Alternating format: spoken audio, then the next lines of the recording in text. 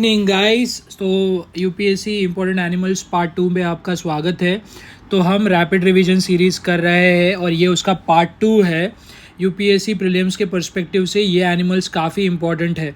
तो snow leopard के बारे में आपको ये पता होना चाहिए, वो वल्नरेबल स्पीशी है और उसका जो हाईएस्ट पॉपुलेशन है वो लद्दाख में मिलता है and it is known as the ghost of the mountains because वो दिखता नहीं है, वो परफेक्टली कैमोफ्लाज होता है गोस्ट हाई ऑल्टीट्यूड माउंटेन्स में। तो आप ये एक बार रीड कीजिए। टाइगर जो है it is an endangered species. जो सबसे ज़्यादा पॉपुलेशन है टाइगर का वो मध्य प्रदेश में पाया जाता है। इंडिया में 70% ऑफ ग्लोबल टाइगर्स इंडिया में पाए जाते हैं और tiger is a strong swimmer. तो जो सुंदरबन के टाइगर है वो 6 से 8 किलोमीटर एक स्ट्रेच में स्विम कर सकते हैं और सुंदरबन के आइलैंड के बीच में ये टाइगर्स स्विम करते भी है। ग्रेट इंडियन बस्टर्ड ये बहुत इंपॉर्टेंट एनिमल है from the UPSC perspective. It is critically endangered species. 150 से भी कम ग्रेट इंडियन बस्टर्ड बचे हैं। It is one of the heaviest flying bird. तो ग्रेट इंडियन बस्टर्ड है जो one of the heaviest flying bird है और वो ऐसा दिखता है ग्रेट इंडियन बस्टर्ड। एंड आपको इसके बारे में पता होना चाहिए कि जो कोरी बस्टर्ड है जो अफ्रीका में मिलता है, जो 18 से 20 किलो का होता है, वो लार्जेस्ट फ्लाइंग बर्ड है। जो ग्रेट इंडियन बस्टर्ड है उसकी जो वेट है वो समवेयर अराउंड 12 से 14 किलो का होता है।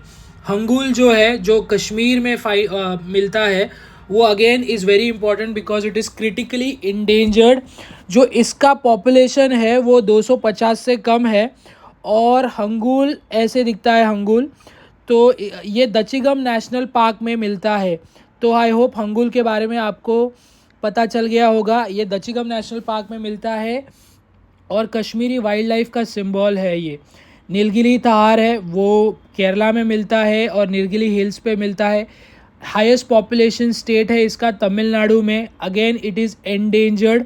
थोड़े साल पहले तक ये क्रिटिकली एंडेंजर्ड में था, अभी ये आ रहा है एंडेंजर्ड स्पीशी में। ये है नीलगिरी तार। आई होप आपको दिख रहा होगा नीलगिरी तार। ये है जो वेस्टर्न घाट्स में रहता है और ये गोट की तरह ही नज़र आता है।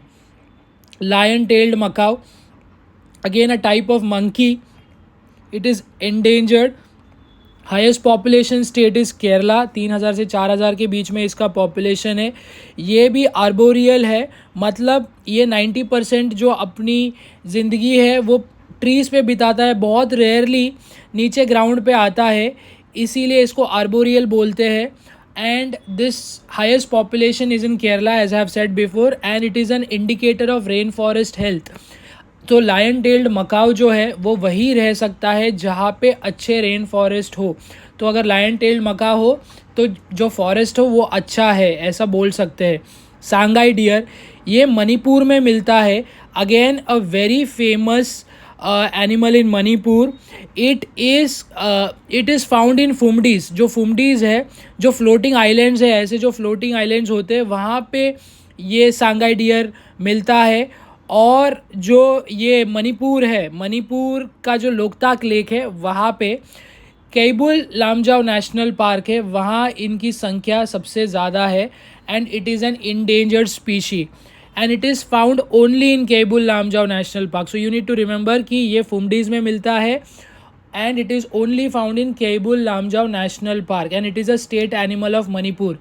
वाइल्ड वाटर बफेलो है, ये पूरी तरह भैंस की तरह ही दिखता है। It looks like a buffalo only. It is an endangered species. Its highest population is in Assam. It looks like a domestic buffalo as I have said. It is found in flood plains and wetlands. Blackbuck आपको पता ही होगा, जो सलमान खान का case हुआ था वो black buck की वजह से ही हुआ था।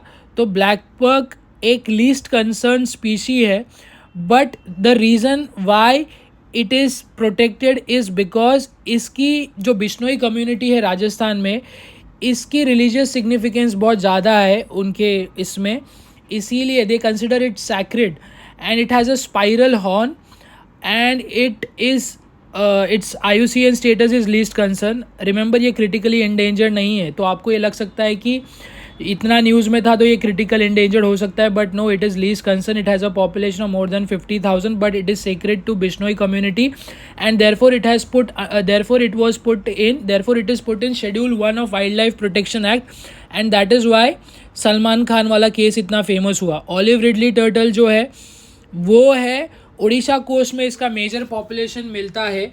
जो गहीर माता एंड ऋषिकुल्या बीच है वहाँ पे यहाँ इनकी मास नेस्टिंग होती है जिसको अरीबाड़ा बोलते हैं. तो अगर आप ये फ़ोटो देख रहे हो तो this is called mass nesting, इसको अरीबाड़ा बोलते हैं. And this beaches are famous for arribada. So I hope आपको ये समझ आया होगा. डुगोंग के ऊपर जो सी काऊ है उसके ऊपर 2016 में यूपीएससी प्रीलिम्स में क्वेश्चन आया था and therefore again sea cow becomes very important. ये जो सी काऊ है वो गल्फ ऑफ मन्नार में मिलती है एंड जो सी काऊ है वो क्लोजेस्ट रिलेटिव है इंडियन एलिफेंट की. ये एलिफेंट की क्लोजेस्ट रिलेटिव है. इनके जो एंसेस्टर्स थे वो सेम थे.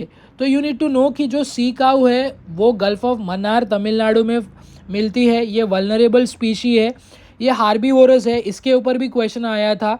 ये हार्बीवोरस है, ये सी ग्रास खाती है and it is an indicator of healthy coastal ecosystem. So these were the important animals. This is part 2. If you have not watched part 1, you should go and watch it, and you need to revise this. You need to watch this video at least 2-3 times before your exam so that you don't make mistakes in this. एक quick revision करेंगे.